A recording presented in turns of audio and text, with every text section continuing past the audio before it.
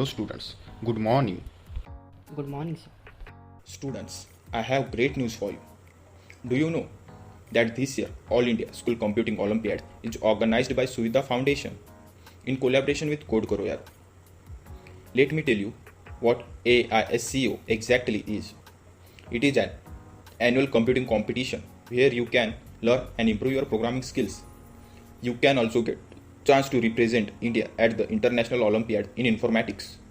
If you are a student from 3rd to 10th, then you can participate in this Olympiad. Every student will be awarded a participation certificate.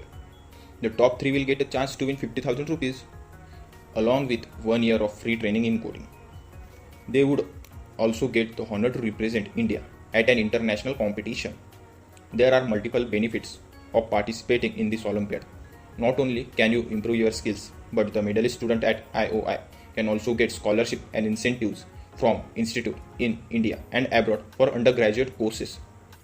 This is a once in a lifetime opportunity for students. So why not take this opportunity to learn and get yourself registered now?